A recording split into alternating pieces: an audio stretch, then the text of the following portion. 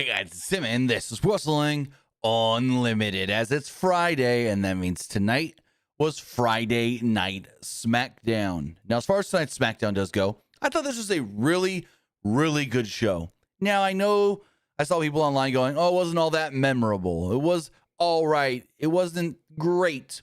And it's like, I wouldn't call it an awesome show. Great, almost. And I would say almost because of that reaction that JC Jane and Fatal Influence got. Mostly JC Jane, but holy smokes. When JC Jane and Fatal Influence came out and, attacked all four women in the tag match, they got a good, heel reaction. But then when they came back out and JC was trying to cut that promo on Rhea, holy smokes. One person there messaged me, or not messaged me, but responded to one of my tweets going, it was so loud we couldn't hear what they were saying on the microphone, which is very, very crazy. They were in Fort Worth, Texas tonight, which crazy enough, I didn't realize they're going to be here in Tulsa next week. And I'm going to be there in Fort Worth next week because I'm going to the NASCAR and high limit races. So I don't think I'm going to SmackDown because I might be leaving Friday night to go to Fort Worth, Dallas. If I'm not leaving till early Saturday morning, I might consider going to SmackDown next week. I might. But if I'm leaving Friday, then I can't go to SmackDown, of course, because I'm for sure going to Texas, going to Fort Worth, going to Texas Motor Speedway for the O'Reilly Series race, for the, what's it called? High Limits races. I've never been to the dirt track at Texas Motor Speedway, been to just regular Texas Motor Speedway a handful of times, but never been to the dirt track. Also, one really cool thing is my son hasn't been to Texas Motor Speedway since he was 2.5 years old. And so he's finally going back 12 years later. So really cool that I can take him to that next week and that we are just, fortunate enough to be able to do fun things like that together. So that should be really cool. But some people were not as fortunate tonight. Almost 24 WWE superstars and developmental talent were released by the company today. It is very, very unfortunate. I am going to pull up a list of all of the names. I want to say it is 22 in total that were released by WWE. I'll go over them, give you some of my, base level thoughts and whatnot. Which ones shocked me? Which ones, I'm not going to say didn't shock me, because it's like, yeah, you got all these NXT names where you're like, okay, they weren't really doing anything with them, or okay, but it's like some of these names, like goddamn Kairi Sane, of all people, was let go. Wow. I'm going to pull up the list right here of everybody that was released today by WWE that we know of. And sometimes, and hopefully there isn't anybody else, but sometimes more names will come out like the next day or so. They're like reporters and outlets didn't hear. And then someone will be like, oh, yeah, hey, I didn't want to say anything last night because it wasn't, didn't want to. I was let go as well. So we've seen that in the past as well. But as far as the names that got released, Alba Fire, the former Kylie Ray, Zoe Stark, who apparently and I'm going to read this full report from Fightful that is on their Patreon, but gotta preface this. This is not behind Fightful's paywall. Just because it's on their Patreon does not mean you have to pay for this post. It is actually a free post on their Patreon, but we have learned of Alba Fire, the former Kaylee Ray, Zoe Stark, who they say actually recently just got cleared to wrestle again after a bad knee injury, Joe Gacy, Bo Dallas, Uncle Howdy, Eric Rowan, Dexter Loomis, Nikki Cross, all of the White Six. Andre Chase released as well. Dante Chin was also released. The Motor City Machine Guns, Alex Shelley and Chris Sabin. I can see them going to AEW. Santos Escobar, who just recently revealed that he needed another surgery on his arm. Zelina Vega and Aleister Black released by WWE. Shocking there. Kairi Sane, probably the biggest shocker of all of these. And then you have NXT names as well, like Tyson DuPont, Tyreek Igwe, Chris Island, Tyra May Steele, who actually won the first season of LFG, Serena Linton, Trill London, Malik Blade, and Luca Crucifino. According to Fightful, Luca Crucifino was one that shocked a lot on the roster. both in NXT and the main roster. Some of the other notes that Fightful has here, they say that we're told that Zoe Stark was recently cleared for a return. We had a number of these wrestlers in Las Vegas doing appearances and meet and greets just this past weekend. They state that we've reached out to WWE about a number of additional names, but they've not confirmed any of those names. Angelo Dawkins was not released. His tweet tonight was not indicating any of the sort. They also stated that there were a number of talent not backstage at SmackDown that normally are. One other thing they do note is the majority of today's departures are outright releases. None of them were like contracts expiring. So what that means is there will be a non-compete. If you are on a main roster deal, you have a 90-day non-compete. If you are on an NXT deal, you have a 30-day non-compete. So that is something to look at as well. These were not, contract expired. They could show up in AEW Wednesday. No, they all got 90 and 30-day non-competes because they were all straight up releases, not contract expirations. So that is also another thing to look at. But when you, again, look at these names, the ones that shock me the most are probably Zelina Vega, Aleister Black, and Kairi Sane. Also, one that I forgot to mention, but is on this as well. Apollo Crews was released. I don't know why. Let me double check on that, actually, because Fightful doesn't have it here in the report, but I know Sean tweeted Apollo Crews. So let me go and just see if maybe Sean rescinded that tweet.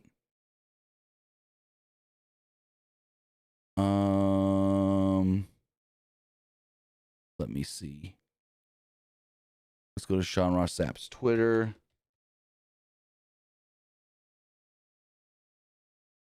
And see if that is still actually up there.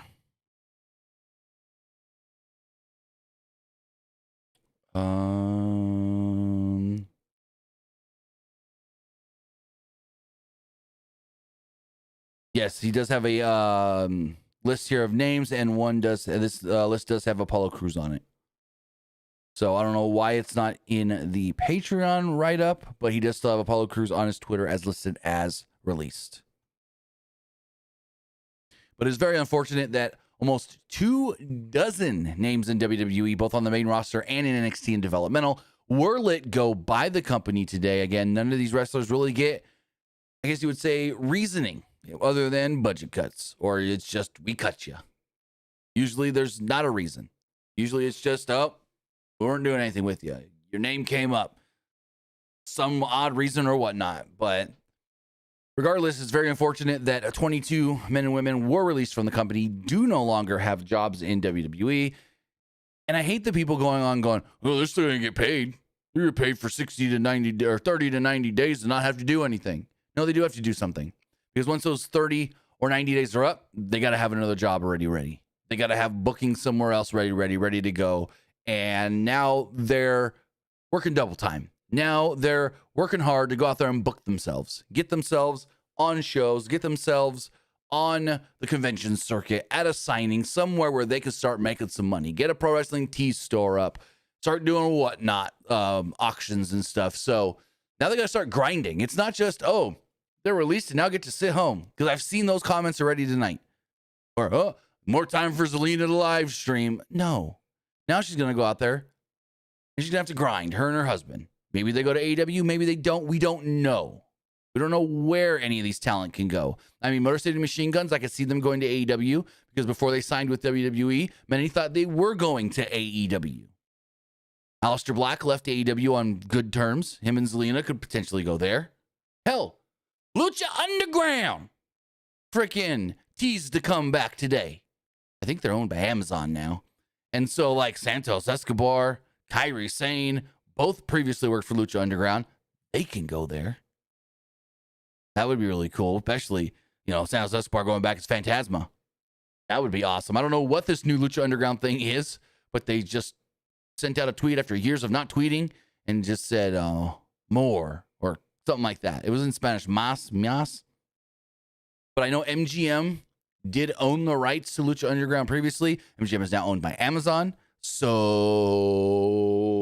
new Lucha Underground coming to Amazon Prime or something?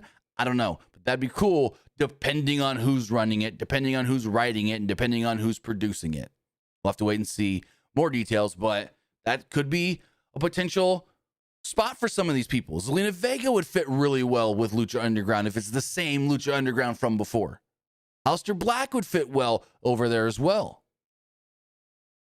But we'll just have to wait and see. And then the other big question is like some of these names, especially like some of the names that were released from NXT that didn't come from like the indies but were recruited to WWE, like a Tyra May Steele. Do they want to even continue in pro wrestling? All they know is WWE developmental. So it's like, I was treated X way here. I didn't like the way I was let go here. Do I want to keep going? So that's another big question because we see it all the time. Some just say I'm done with wrestling until they're released by WWE. Some say I'm taking time off, and some just jump right into it and they got bookings quick. So it's really unfortunate. I do want to, put out there that support these wrestlers. Don't be on here talking crap. And here's the other thing that I hate to see. And I've got it in comments on a lot of my stuff that I posted about this today. Oh, why were they released? It should have been so-and-so. Don't ever say that. Don't ever say it should have been XYZ getting released instead.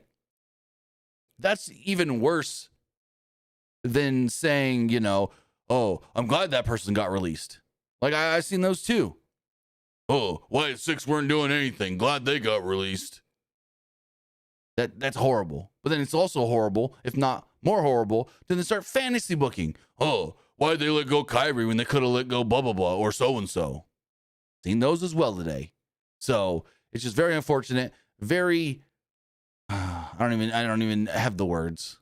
But yeah, 22 wrestlers were released today by WWE. I don't see more names coming. If so, maybe like one or two that just didn't trickle out tonight that didn't want to make it public yet. So we'll keep an eye out for that if there are any other names, or if we hear some good news as far as some of these, if not a good handful of these wrestlers, getting bookings quickly. If it's an NXT wrestler, Alexa, what is 30 days from today?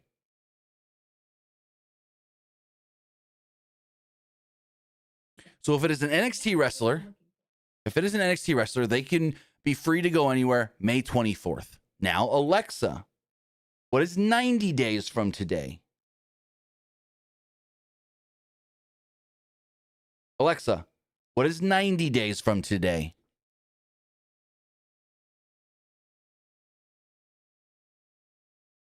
So 90 days from today is July 23rd. Now, I want to look something up really fast.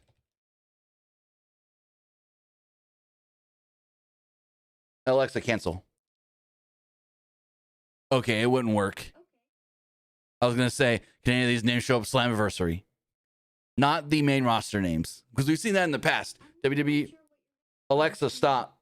Because we've seen WWE release a bunch of people and then a good handful of them show up in TNA at Slammiversary. But not going to happen this year because they're not free till, July 24th. Slammiversary is in June. So, but again, support these wrestlers. If they start a pro wrestling tees, go buy a t-shirt. If they do a whatnot auction, go buy something from their whatnot. Heck, if you don't have the money to support financially, share their links. If these wrestlers have links to where they're selling 8x10s, they're selling t-shirts, they're doing whatnot auctions, share their links to help them, because you never know if you share a link that somebody else sees that could then lead to a sale for them. With all of that, I want to say thank you for joining us here. Twitch.tv/PWU Unlimited, YouTube.com/Pro Wrestling Unlimited, and podcast services all around the globe like Stitcher, Spotify, Google Pod, Apple Pod, iHeartRadio, and so much more. Remember, if you are watching live on Twitch, you can help us out a couple of different ways. You can either help us out by hitting that donate button down below or by donating Twitch bits in the live chat. Also, you can help us out by subscribing to the channel one of two different ways. You can either subscribe with a tiered subscription, or you can subscribe with Amazon Prime, because remember, if you have Amazon Prime, then you have Prime Gaming. Prime Gaming gives you a lot of cool things like free games, free stuff for games, and you always get one free subscription to any Twitch channel you want to subscribe to throughout the month. And I greatly appreciate it if you did right here, Pro Wrestling Unlimited. Also, I got a haircut today, and so like the back of my neck's kind of itchy. I haven't showered yet since getting the haircut. I was going to do it right after this. So if you see me keep going like this, or like, it's because I got like hair in my shirt, kinda, and like the back of my neck. I'm getting a haircut today. But anyways, support us on Twitch, whether with a tier subscription or Amazon Prime, because remember, your Amazon Prime gives you Twitch Prime, which gives you a free sub. Also help us out over on YouTube. You can help us out over there as, excuse me, you can help us out over there as if you hit the subscribe button, you know when we post new videos, when we go live, when we post to the community tab. Also, remember, you can help us out by hitting the join button and becoming a channel member. As a channel member, you get early access to our graphics tutorials, you get access to our graphics packages, you get a badge next to your name, you want your emojis that you can use in a live chat, and so much more. She'll be putting up this weekend for subscribers our, I want to say, AEW Revolution graphics. I'm not sure if I'm going to do Revolution or if I'm going to do the Dynasty ones instead, because Revolution ones are the same graphics I use, just different colors from last year's Revolution, and we did put up those for subscribers already. So it's like they're just different colors. So I think I might just do Dynasty instead, because it's a whole different graphics package. And also remember, if you want to get your comment, question, or concern read live on the air, you can do so by donating a super chat in the live chat. Finally, head over to the Epic Game Store. Head over to the Epic Game Store and buy something. Whether you're buying a new game, whether you're buying an old game, claiming a free game, or getting bucks for Rocket League, Fortnite, or Fall Guys, use this code right here, PW Unlimited, at checkout, and you will be supporting us at no extra cost. Remember, if you're, I think, no, they're not available anymore. I don't know if they're still available. Stone Cold and Live. They were last week when they dropped, but I haven't played Fortnite since, so I don't know if they're still in the store. Also, Corey, if you're going to ask a question like that, you're going to get banned out of the chat, because that's just ridiculous. Why didn't, and I'm not even going to read the name. Why didn't they release da-da-da? You going to act like that and be a fucking dickwad? I'm going to dickwad your ass right out of my chat. We're not doing that. I literally just said that I don't want to see comments like that and that I hate comments like that. So if you want to be one of them, I greatly appreciate you in every live stream. But I also don't appreciate that comment. We're not over here asking why X, Y, and Z did not get released. Why didn't so-and-so get released if so-and-so got released? Yeah, you know what? You can go fuck off. And I'm just going to say it just like that too. Because that's ridiculous to post. Ridiculous to ask. And I would never answer that question because it is outright disrespectful. Espinosa says Live in Austin no longer available in Fortnite. Damn, they didn't even wear last week. But we do have to get to some of these bit donations from Esports Gaming Rules. First one says, I find the release of Kairi Sane very surprising. And do you see Rossi Ogawa and Marigold picking her up? I mean, it's very possible. But at the same time, we just don't know what she wants to do. Could she go to Stardom? Sure. Could she go work for AEW? Sure. Could she go to TNA? Sure. We'll see. I don't know what she wants to do. And she's got 90 days to figure that out. She's also a wrestler that is not American. So she's from Japan, which means she's got to figure out a visa situation. If she wants to stay in America, that's a whole other thing as well. When we look at the names, actually, I want to look really quick. I mean, there's some of these names that aren't American that would need a visa, but there's a good amount of them that are all either American or good to go, like Aleister Black because he's married to an American. But it's like Santos Escobar would need to figure out a visa situation. Alba Fire would need to figure out a visa situation. Of course, Kairi Sane would need to figure out a visa situation. Nikki Cross would have to figure out a visa situation.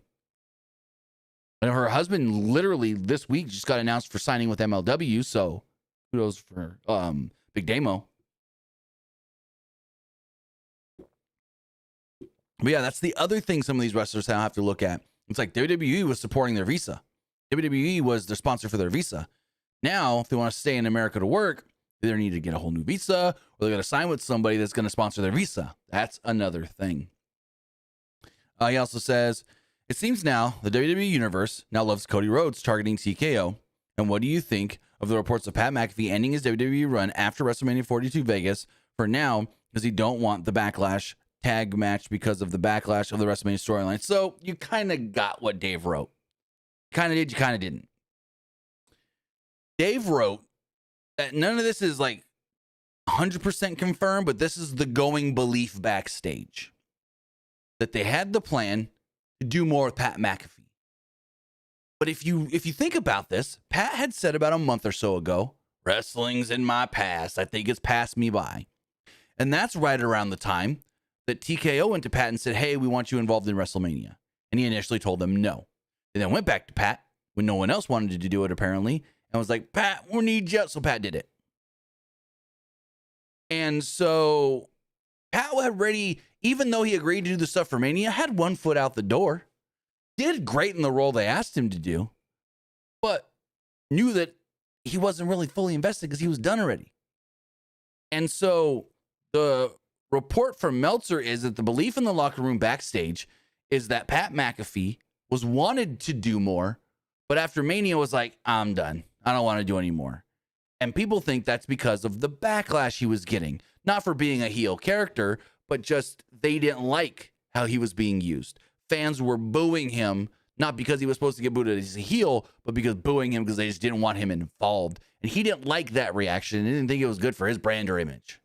And so he was just like, after Mania, I'm done. So that's the going belief. No one knows 100% if that's true, but Meltzer says that's what he has heard from people, that's the scuttlebutt and the rumor in the locker room going around. So we'll see how this all goes, but Pat said he's done with pro wrestling and wrestling's behind him. We don't know if that's forever or if that's for a year, a couple years or whatnot, but the Backlash match has been changed, and that's why they're starting to tease Cody and Punk going forward because, well, plans have been changed. Now tonight, Cody was on Smackdown. No mention of CM Punk, just Cody saying, if someone wants me, step to me. Smackdown came to us tonight from, like I said earlier, Fort Worth, Texas, in the Dickies Arena. Show kicks off with a recap from WrestleMania. We see a number of wrestlers showing up to the building, including Rhea Ripley and the new U.S. champion, Trick Williams, with Lil Yachty coming out of a bus. Trick got his own bus, or are they just trying to make it look like he got his own bus to make it look big? Because then he also had a locker room inside, so I don't know. As they got off the bus, Danhausen would approach in the coffin mobile, which, shout out to Wade Barrett making a wacky racers reference later about it. But really kicking off the show was Jacob Fatu. Fatu comes down to the ring. He talks about challenging Roman for Backlash and saying he wants to fight Roman. He started off by stating that he told Roman Reigns he wants to win the title because he needs to win the title. Then Reigns looked at Fatu right in the eye and said, quote, "You're not ready." Truth is, however, Reigns was right in that assessment because what Reigns told Fatu has been something that people have told him all the time, all of his life, friends and family. He said, but break it down and keep it 100, Reigns might say Fatu's not ready, so I need to show him that I'm ready. Usos would then interrupt. Jimmy took a mic and said that he heard what Fatu had to say on Monday and how Fatu wanted to level up his family. Jimmy told Fatu that he should not go after Roman's title and instead go after Cody. Cody's the weaker one coming out of WrestleMania, and it'd be easier for him to get the title from Cody. He said that Fatu should join the family, run things with all of them. Jay then took a mic. Jay said if Fatu really wanted Roman's respect, you better come ready. You better step to him and look him right in the eyes and be ready for war because Roman, he's going to bring it. And so it's like two brothers, or to him cousins, but brothers and Jimmy and Jay, giving different advice. Jimmy's saying, don't step to Roman. Don't piss off Roman. There's a weaker champion over here on SmackDown that you could deal with. But then Jay's going, if you're really bullheaded about going after Roman, just know you're going to have to go after him 100% ready for a war because Roman's not going to give you anything less than a hard knockdown, drag-out brawl. So, kind of liked it. It's like, who are you going to listen to? Jimmy? Jay? Which little oos on your shoulder are you going to listen to? Then, even littler oos. The littlest oos. The youngest oos. Old Solo Sikoa with his MFTs came down to the ring. Sikoa said that the Usos were trying to lie to him. Sikoa took credit for bringing Fatu to WWE over 2 years ago now. The MFTs entered the ring as Solo Sikoa continued to incite Fatu to not listen to either Jimmy nor Jay. So Sikoa said that Fatu wasn't going to beat Roman alone and that he was going to need some help, maybe an army of MFTs. Tamatonga then took the microphone. He got right out of the hands of Solo and asked why they were wasting their time with this. Why are they always wasting their time on other people's things? Tama called Fatu, quote, a lost cause, saying that you couldn't even beat Solo. And well, Tonga took a super kick. And I'm just like, you make Tonga look like a geek again. Tonga's fucking amazing. Takes a super kick, and Solo or Sikoa and kind of stepped Fatu. Kept saying Roman's gonna beat you. You can't beat Roman. You can't even beat me. And then Fatu said, "You think I can't beat you? Take you on tonight and beat you." So we did get set up for our main event tonight: Solo Sikoa versus Jacob Fatu. And I'm just like, oh, this was a lot. This was a lot.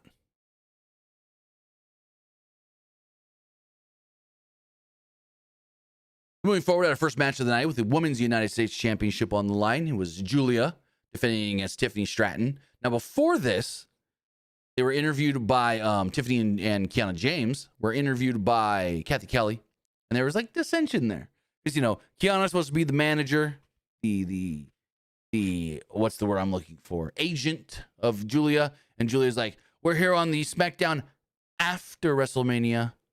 She looks over at Kiana, not WrestleMania. What was with that? And Kiana James was like, hey, couldn't get you on Mania. I'm sorry, blah, blah, blah, blah. And Julia's like, now I got to go out here and fight Tiffany again. I've already beat her once. Why do I have to fight her again? And it was a whole thing. We're showing dissension between Julia and Kiana.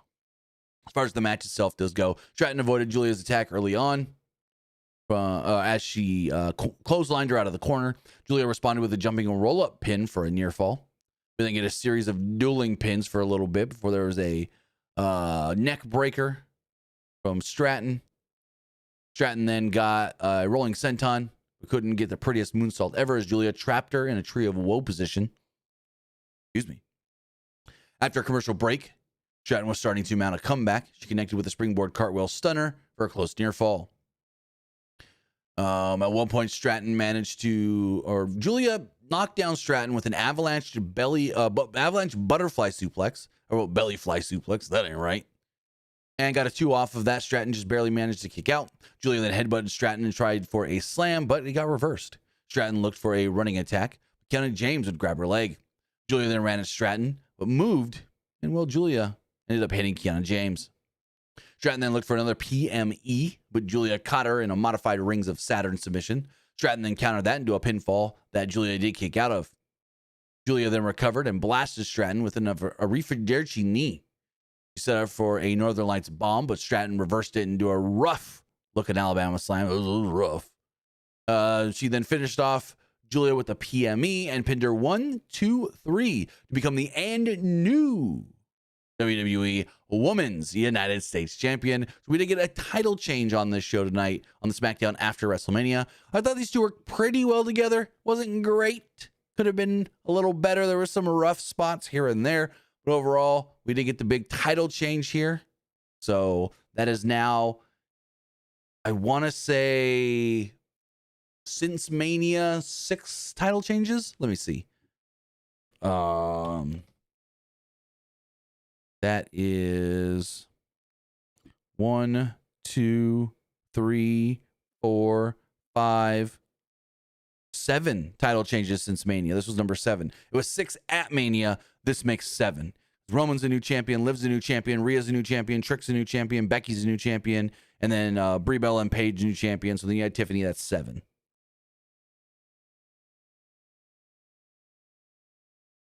We then got a pre-taped vignette. These were kind of funny. Danhausen showing up at the Miz's house. The Miz lived in L.A. Because Danhausen shows up at the front door. Somehow gets in Miz's house. And then eventually ends up in Miz's pool in the backyard. He's like, is that Allegiant Stadium out there? That's where WrestleMania is. And Miz is like, I know where Allegiant Stadium is. So I was like, wait. Allegiant Stadium? What? I thought Miz lived in L.A., not Vegas. Did Miz move? And I just didn't know? Because this, other than, no, I'm thinking of his, I'm trying to think of what house I'm thinking. No, I'm thinking of the Austin house from Miz and Mrs. I'm trying to think of the house with the pool in the backyard. But that was the house in Austin, Texas for Miz and Mrs. Then he moved back to LA where they had the big, huge, sprawling backyard. And then this one was like on the hillside. I don't know. This is like, and he's always got big ass fucking mansion house too. Like Miz living large. Living large. Always got these big ass mansion houses. Anywho, yeah, this was fine. This is a little funny, a little whatever. Set up that later on tonight we're gonna get Miz versus Danhausen or whatever that was. Then, new women's tag team champions Paige and Brie Bella came out. Now before this, we go to a break. We see this thing with Miz and Danhausen. Then we come back, and Tiffany Stratton's still out there because she's being interviewed at the top of the ramp by Kathy Kelly about what does it mean to be the champion. And Tiffany just basically says, it's great. I'm happy. Da, da, da. And then Primo. And so Brie Bella and Paige come out. Espinosa, that's the second vignette where he says that. So we haven't got to that one yet. Anyways. Brie Bella and Paige come out. I mean, kind of interrupt Tiffany, but I guess her thing was really short and over. So they come down to the ring. They talk about winning the titles at Mania. Brie says it would have been great to win it with her sister, but they had a good idea last week, and they called Paige, who she considers like a sister. Paige kind of did the I'm back, but you can tell like she knew she should do it, but kind of didn't want to do it because she was kind of just like under her breath a little bit like, back. Fort Worth. Like I should do it, but I don't want to do it. I know it's a meme. She should have just fully just right into the hard cam. Back. She should have just fully just went in for it. But she like half did it because you could tell like she like I said, knew she should because everyone was probably expecting it. But at the same time, maybe didn't want to do it. So but those two spoke about, you know, Paige coming back. It's been a long time since Paige has been here. They're champions. They love each other. They're like family. Da da da da da. Paige says we're on SmackDown and this is my house. And as she says that, Charlotte Flair's music hits. Charlotte walks out. Bliss's music hits and Bliss walks out. They start talking about how they've been fighting hard to try to get their tag titles back. They held those tag titles for a while. And then these two just show up and win. And they don't like that. Flair started by saying she could speak for her and Bliss and welcoming Paige back. But no, we're coming for you. And we're coming for them titles. They all talked about being ready to go tonight. How about we fight? And they did set up a tag team match. I don't know if the titles were on the line.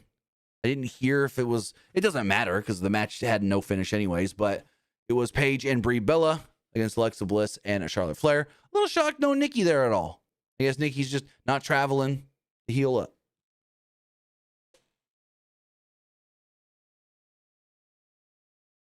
Javier says, Paige claiming at her house is wild. You must be a new fan, guy.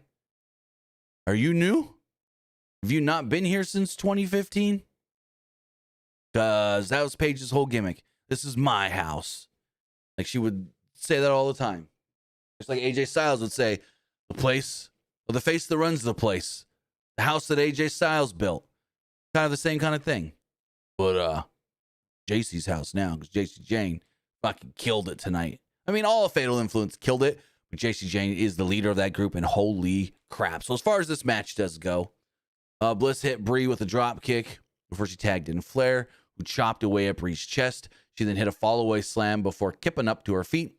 In the corner, Flair blasted Brie with a kick to the jaw, but missed with an attack to the knee. She gave Brie an opening for a tag. However, before we could see that, JC Jane would run in. Former NXT Women's Champion JC Jane pulled Paige off the apron, and we're like, oh, JC Jane's here on SmackDown, as reported. But what we didn't expect was all of Fatal Influence to get called up. This was cool. But all of Fatal Influence hit the ring, and they take everybody out. They laid them all to waste. And I'm like, oh, snap. They're positioning them as top women, and they positioned them even more as top women later. Like, holy shit. This was good. JC Jane is great. Fallon Henley is great. Lainey Reed still got a little ways to go before I would call her great, but she's pretty good as well. That was the one where I was like, I can see JC coming up for sure. I can even see Fallon coming up. But I wasn't sure on Laney Reed, but they love the group so much, they wanted them all together. They wanted to keep them all together.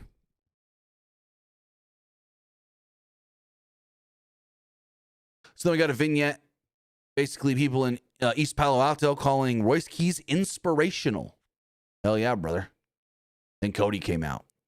Undisputed WWE champion, sporting one heck of a shiner. Just as we saw on Monday. Good to know, Cody said that he got good news from the doctor. It was the best, what did he call it? Best, not bad news he's ever gotten. The doctor told him, at least you're not going to lose the eye. I'm like, wow, okay. And apparently it's not a broken orbital bone either, so really they're just waiting for the swelling to go down before they can assess when Cody can get back in the ring.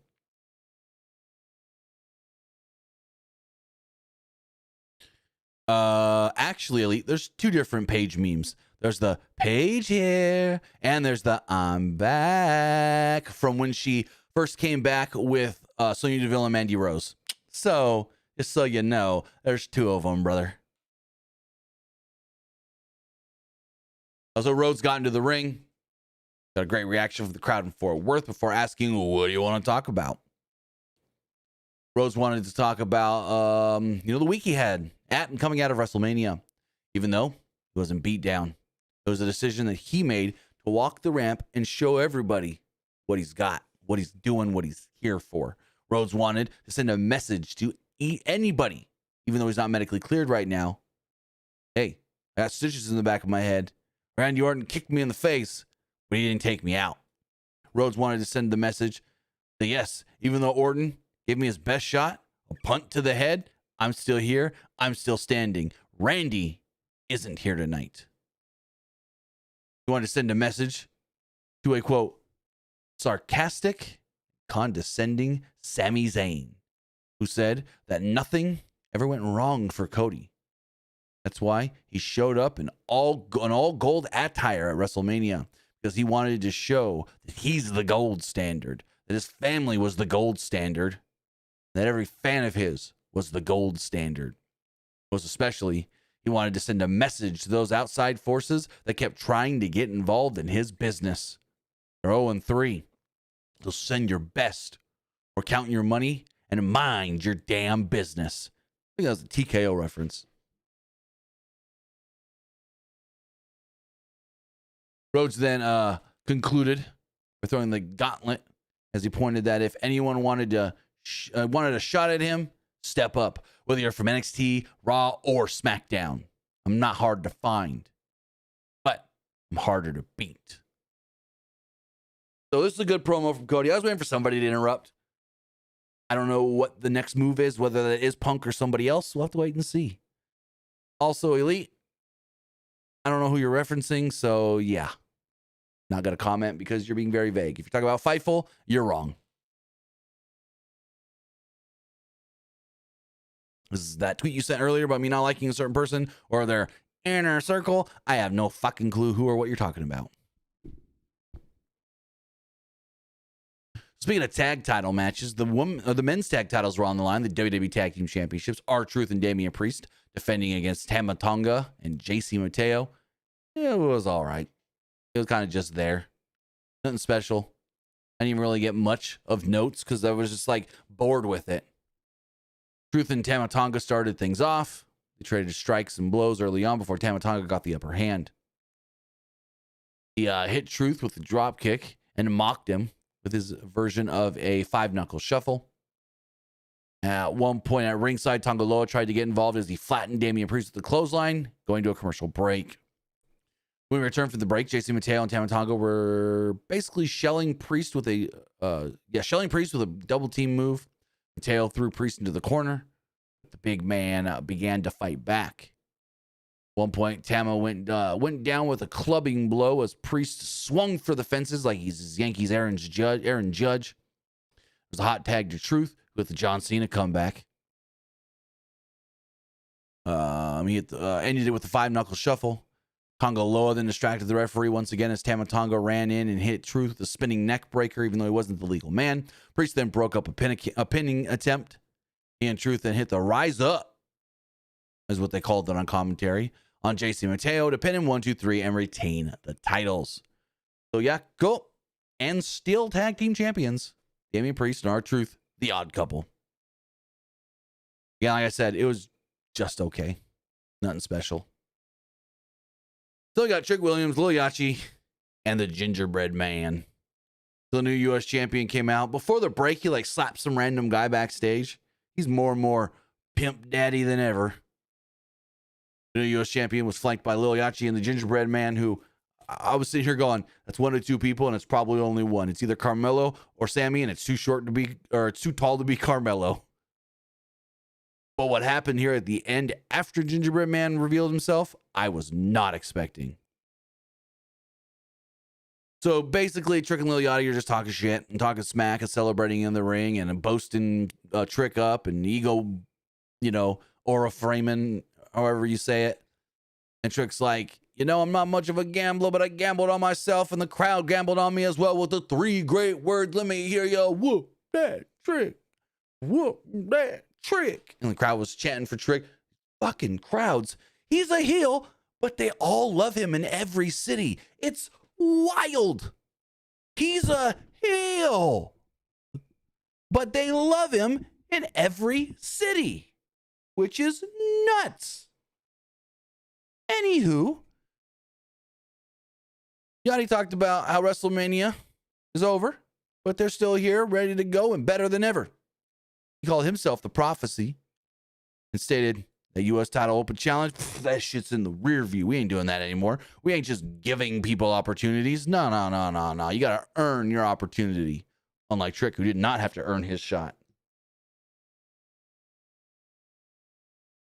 Williams was then saying, agreeing, saying, I ain't doing the open challenge anymore. And I'm like, I knew there was going to be a heel that's finally going to get it and stop the open challenge. That was expected. And so, he's doing all this stuff. And you see the Gingerbread Man in the back going, yeah, oh, just dancing around. I'm like, that's Sami. It's fucking Sami. We all knew it, but still. So Trick is in one corner celebrating. Lil Yachty's in the other on the middle rope celebrating. And all of a sudden, the Gingerbread Man takes his cane and smacks Trick with it. All of a sudden, he gets Lil Yachty's attention. He goes, wait, something happened. So Lil Yachty goes over to check on Trick. It's like, who else do you think fucking knocked him out? Himself? And so he's checking on Trick, and Gingerbread Man, whack, hard as hell, right over Lil Yachty's back. He then reveals himself as Sami Zayn, and the crowd loses their mind with boos. Like, oh my God, you would have thought this was Dominic Mysterio at his peak of hatred. They were booing like crazy, like Jason Jane later almost. And so Sami beats them up a little bit more, and the crowd just boos even louder. Sami's just looking around like, why you booing me? I'm the good guy here. And he goes to leave, and he slaps some hands along the way up the ramp and everything, and they're just boo, boo, boo, boo. And I'm like, holy Nikes. What is going on? So let's go once again. Tried recruiting Royce Keys, saying you can be in my family. And I'm like, I ain't family. Jason Mateo's not even family. At least he's the same ethnicity. Then we had, I guess you would say, Danhausen and The Miz. Danhausen entered in what they call the coffin mobile. Fucking Wade Barrett popped me saying that's something from Wacky Racers. And I'm like, oh, he did not just reference Wacky Racers. Oh, man, I love Wacky Racers. I fucking love Wacky Racers. Watched so much Wacky Racers growing up. Loved that show. Wacky Races is amazing. Also, for the longest time, I thought it was Wacky Racers. As a kid growing up, I always thought it was Wacky Racers, but it's Wacky Races. Regardless, Wacky Races is amazing. So outside the ring was Kit Wilson. Took the slammy that. So actually, I missed something. There was another segment with Miz and Danhausen where Miz chases Danhausen through the house and out the front door. And all of a sudden, Maurice is coming home and she's like, Danhausen, it's you. And then Miz all of a sudden runs out the front door with a bowl of something and he goes to throw the stuff in the bowl at Danhausen, but Danhausen moves and it's a bowl full of cinnamon, it looks like. And he covers Maurice with it. And so they both look at each other and like, Danhausen. And all of a sudden Danhausen leaves on one of Miz's daughter's bikes. And he sees Miz's Cybertruck and goes, spaceship, you are really rich. And he leaves. Pop me. Call the Cybertruck spaceship. Fuck the Cybertruck. It ain't a real truck. It ain't a real truck. But as far as this match does go, Kit Wilson was at ringside. He took back the slammy that Danhausen had stolen from Miz's house.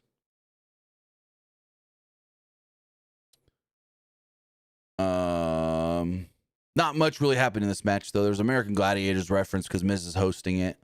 Danhausen did the Undertaker sit-up at one point, then cursed the Miz and Kit Wilson yet again, which caused Pyro to shoot up, blind the both of them.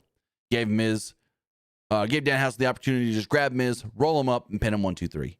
Not much of anything. It was just more of a fun segment. Messi says it was chocolate powder. That makes a little more sense than it being a lot of cinnamon. Okay, I can see that. Cocoa powder. Regardless, whatever it was, he got it all over Maurice and her white shirt, which was perfect. Wear a white shirt, that way you see all the everything.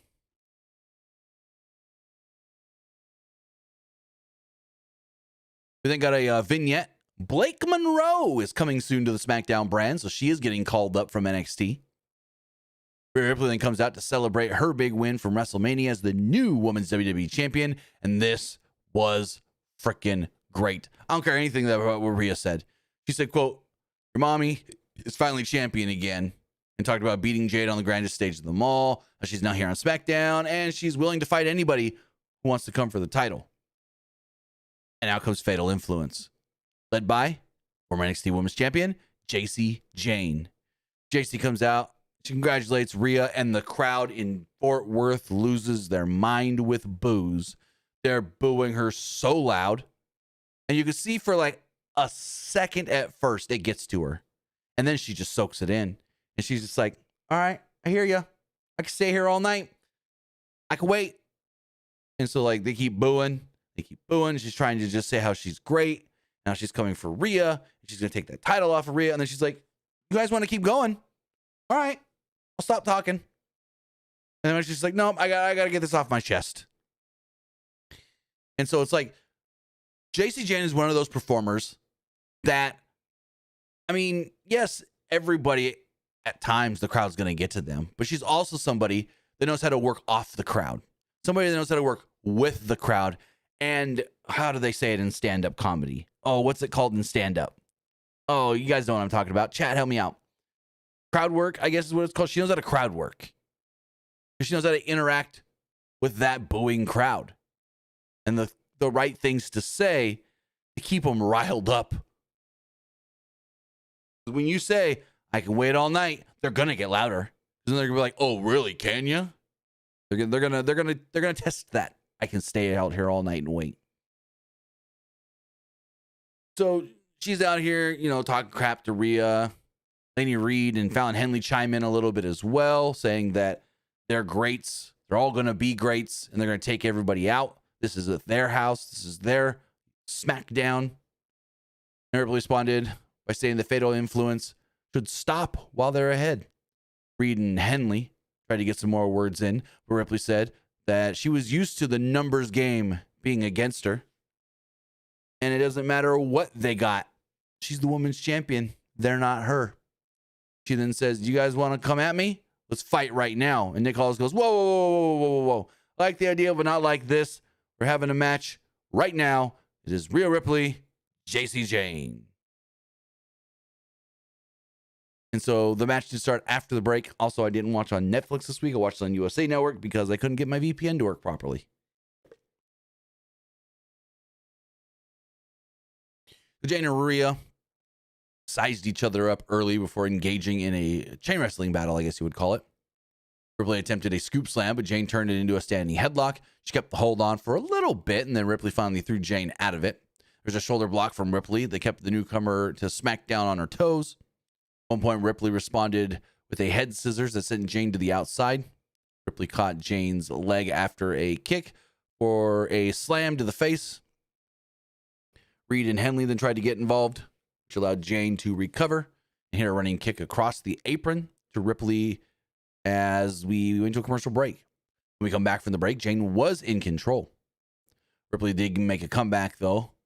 She came back with a big kick to JC Jane, a couple clotheslines as well, and a big running boot.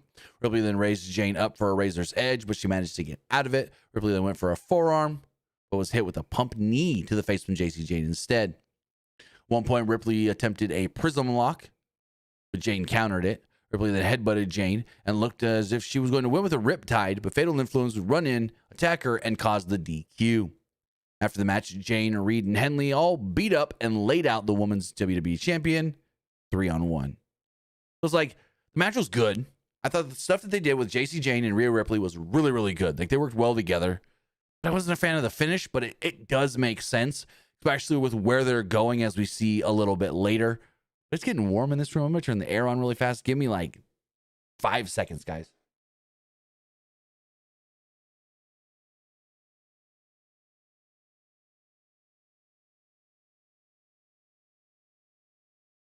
All right, we're back. So moving forward, we got a recap of Roman Reigns and Jacob Fatu from SmackDown. And I'm like, why didn't they air this earlier before Jacob said anything? But whatever. Also, Kid Vicious, you gotta be yellow. Kid Vicious, you gotta be kid. You don't know wacky races? You don't know wacky frickin' races? It's an old Hanna-Barbera cartoon from like the Flintstones, Jetsons era. It's so funny, so well written, so good. Like, man, I wish we still had Boomerang. Is Boomerang still a network? Boomerang Network. It's like a subsidiary of Cartoon Network, but it showed all the old cartoons, basically from the old Hanna-Barbera MGM era. Like, is Boomerang still a thing? Well, Boomerang. I know it was part of Cartoon Network. It was a Cartoon Network spinoff, kind of like how Nickelodeon had Nicktoons. No. Boomerang hasn't been a thing since 2004? Hold the phone. Hold on. Launched in 92.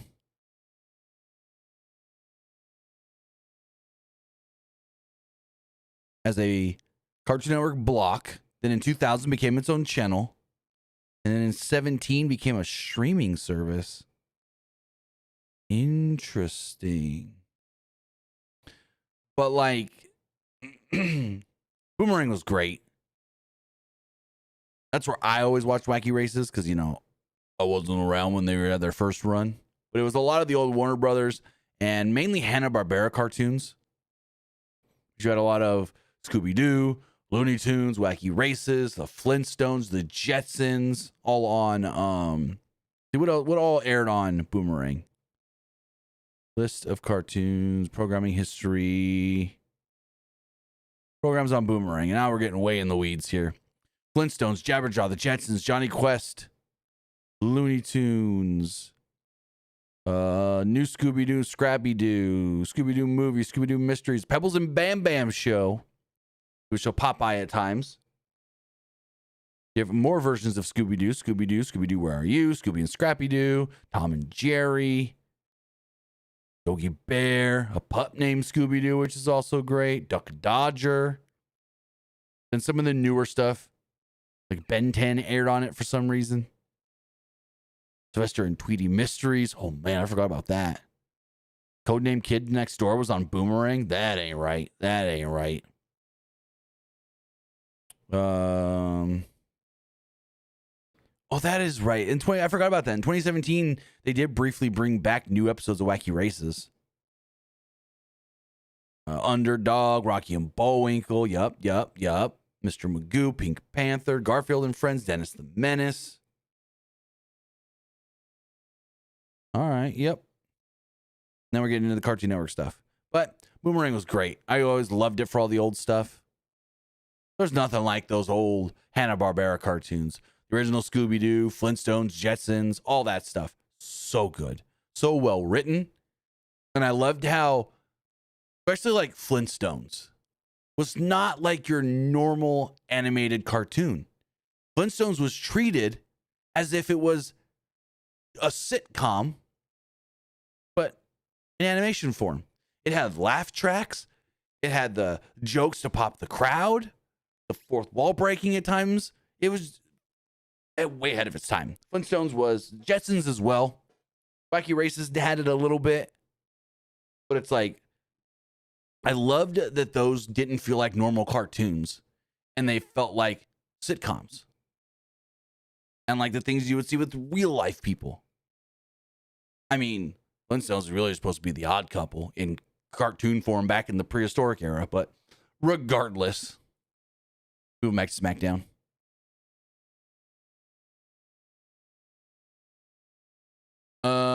So Charlotte and Alexa are in the trainer's room. They're kind of stewing over what happened with the Fatal Influence, saying that they want to get at them. Rhea then comes up and goes, yeah, they're my problem too. And Charlotte's like, oh, excuse me? No, we want JC. I'm going to take her out next week. It's going to lead to a 6-woman. It's going to be Rhea, Bliss, and Flair against Fatal Influence at some point, whether that's Backlash or something else. They then re-air the Brock Lesnar retrospective video and vaguely say he might be retired. Still don't know. We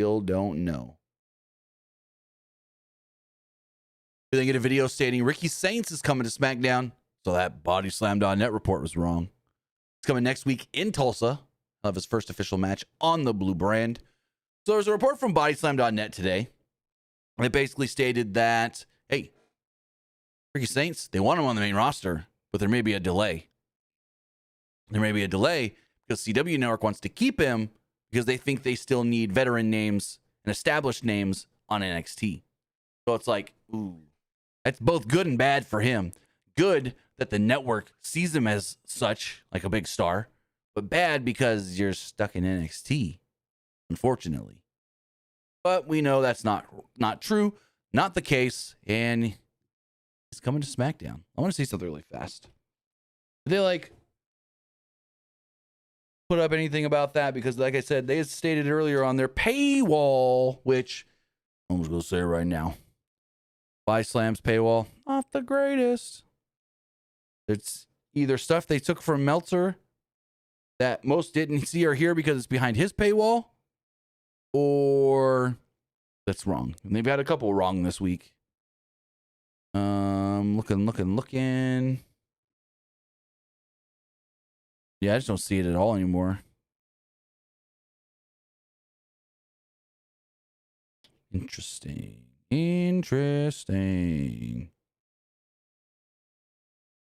Anyways. Moving forward at our main event match, it was Solo Sikoa versus Jacob Fatu. Fatu and Sikoa locked horns early on in the middle of the ring. Cheap kick to the gut by Sikoa led to a headlock. At one point, Fatu withstood it and knocked down Solo with a shoulder block. Later on in the match, Solo taunted Fatu, but paid for it with a running forearm, followed by a spinning takedown. Fatu then tried to go for a run, but Jason Mateo, snagged his leg. MFTs then kind of snuck around ringside. The Usos had told Jacob before, hey, we know Solo's going to have them MFTs. If you want, we'll have your back. And he's like, I got this. All gas, no brakes, you know what I mean? But the Usos were still there anyways to watch his back. And so MFTs are there. Usos going to come out on the ramp all ominously like, we're here. We're watching. Don't try and shit. And we go to a commercial break. After the commercial break, we return to the main event. Fatu began to try and mount a comeback. Sikoa caught Fatu's running attack and turned it into a release German suplex for a near fall. I will say, this is a really good solo match. Like, Jacob Fatu's always in good matches, but for a solo match, Solo looked better than normal, I would say. So Fatu had a clothesline in the corner to Sikoa, then got 10 consecutive headbutts. This left Sikoa at the mercy of Fatu's running hip attack. Tomatongo tried to go for a distraction as well. Sikoa failed to hit a Samoan spike off of it as a super kick took him out from Fatu. At one point, Fatu headed to the top, but JC Mateo pushed him off. His referee was distracted on the other side of the ring. Sikoa then rolled up Fatu, but couldn't get the win. Fatu then took out the MFT interference outside with one suicide dive, as Sikoa used this opening to hit a running spinning solo. There was a diving splash from the top rope, but Fatu kicked out Sikoa's best shot. Sikoa then looked kind of not really defeated, but he tried to go for the Samoan spike. Fatu responded with a super kick, followed up with a pop-up Samoan drop, a one mighty moonsault, and pinned him 1, 2, 3. So there we go.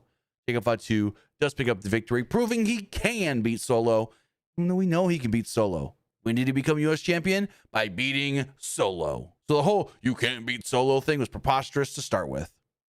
Post-match, JC Mateo, Tongaloa, and Tama Tonga all attack Fatu, which prompted the Usos to start to run down. However, it seemed like Fatu didn't need the help because he took them all out.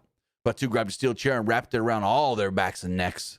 Took out Tama Tonga and JC Mateo as he hit a running hip attack on both of them. Outside the ring, Tongaloa ate a suicide dive. Fatu rearranged some furniture and got on the barrier to hit a splash through the announce table to Tongaloa. The show then ended with Tama Tonga in the ring. Not Tama Tonga.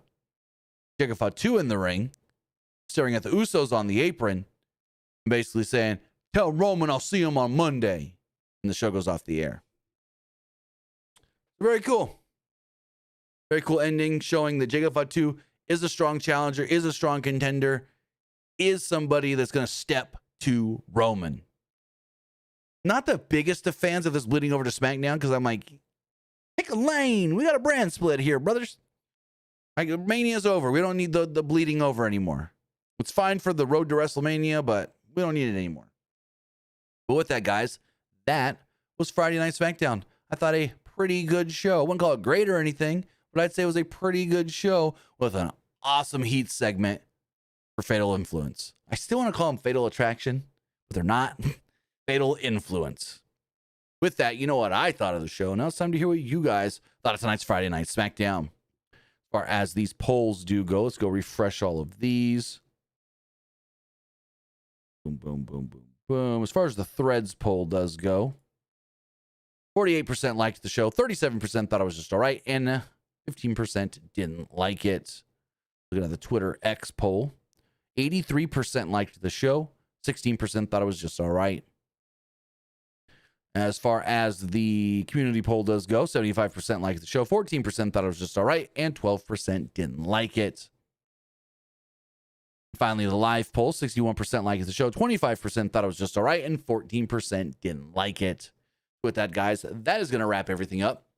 I want to say thank you for joining us here, twitch.tv/PWU Unlimited, youtube.com/Pro Wrestling Unlimited, and podcast services all around the globe like Stitcher, Spotify, Google Pod, Apple Pod, Anchor, iHeartRadio, and so much more. We'll be back live on Monday following Monday Night Raw. Not sure if I'm doing a weekend stream for anything. But with that, have a great rest of your night, guys, and I'll see you next time. Have a good one.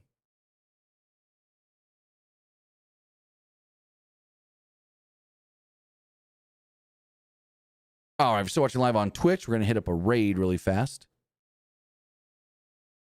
We're going to send you to